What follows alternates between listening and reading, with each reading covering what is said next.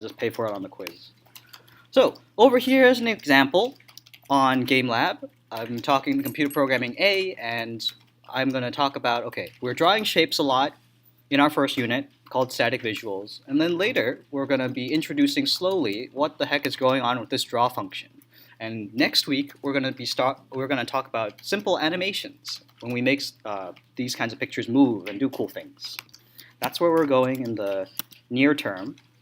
And so far, this is the result from block 4. We drew a smiley face, we have its eyes, and you notice that the XY coordinates over here, and especially this grid, is really helpful for us defining shapes.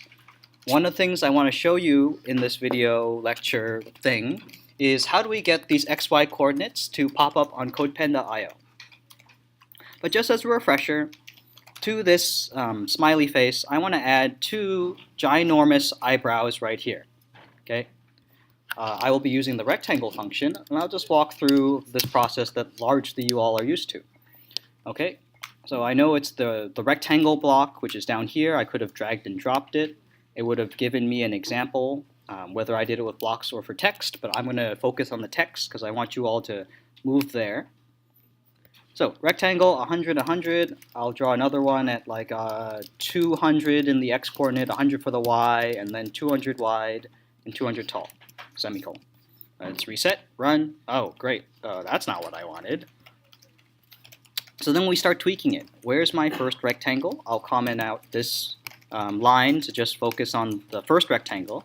And I roughly have it in the same spot, but I don't want it to be a square. So I'm going to decrease the height by, let's say, half. I run it. Okay, I don't like that. This procedure should be very familiar. You reset, you run. With your new information, you adjust the code ever so slightly, and then see some things. I'm almost there. Perhaps I'll be lazy and just make a unibrow. Rectangle, I'll move it over slightly left of the screen, so I'm decreasing my x-coordinate down to 80, and maybe I'll make it move up a little bit, and this is where it's different. You've gotten used to 0 being up here, y going down there. So if I'm moving up the screen, I'm actually decreasing my y value. Before it was 100, maybe now I'll try 80. Ah, very good. There's my unibrow. And maybe I'll fill it with the color brown. Ta-da! All right, my big brown unibrow. Great. Now, to transition into Codepen, I want to produce a very similar image using Codepen. And I'll walk through how we set that up. Let's see. I'll go here. Most of you have made a Codepen.io account. If not, you should make one shortly. We will be moving here because it allows greater features. Here's my Codepen. I click on Create. To start a new project like you did in GameLab, the equivalent of that is called a pen. I'm going to make the HTML and CSS really small because we're not using those languages. The most important step is to add the library, p5.js. Save and close. Okay, and now if I copy and paste my GameLab code, I should see an image very similar down here. Notice that what is shown is the top half of the forehead and also part of my giant brown unibrow. That's square. Right now, we didn't define the canvas size. One of the things that's nice about GameLab is that it is set with a 400 by 400 grid. And you've noticed that we couldn't change that, and that's one of the features or one of the drawbacks of GameLab. You can only do 400 by 400. That is not the case with Codepen. I could have a canvas, which I can now define using the create canvas function of, let's say, 600 by 600. But in order to run this code that initially does the setup, the initial work for my project, I will have to use this special function called the setup function. Setup is very similar to draw. Notice now we see part of that face, although it's a little different. Create canvas, now you can define your width and height. Think about it like in art class, you have a giant piece of paper. How long do you want it? How wide do you want it? The create canvas function helps you with that. Notice that it's huge, and now we have code that runs just once. That is the special feature of the setup function. Draw, we will see that this code repeats.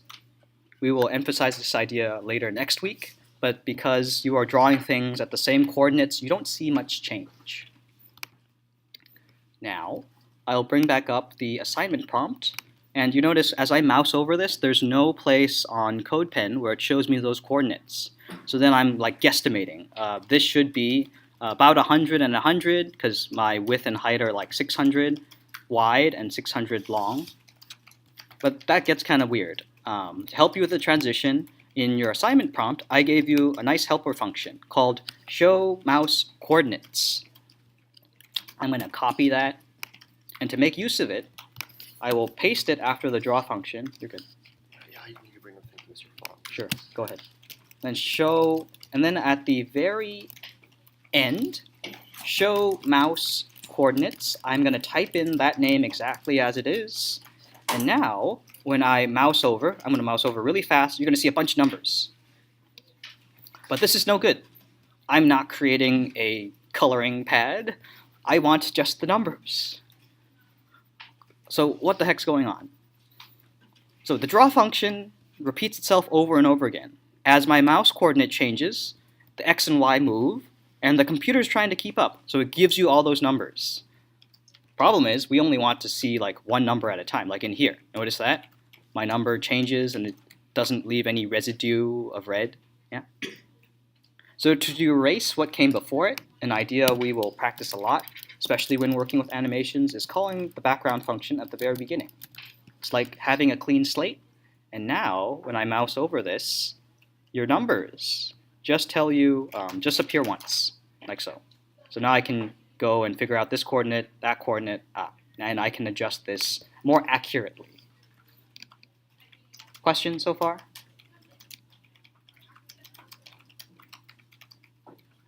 I'll post this code if you want to modify it. One challenge I have for you is, notice in Codepen, it draws too big of an arc.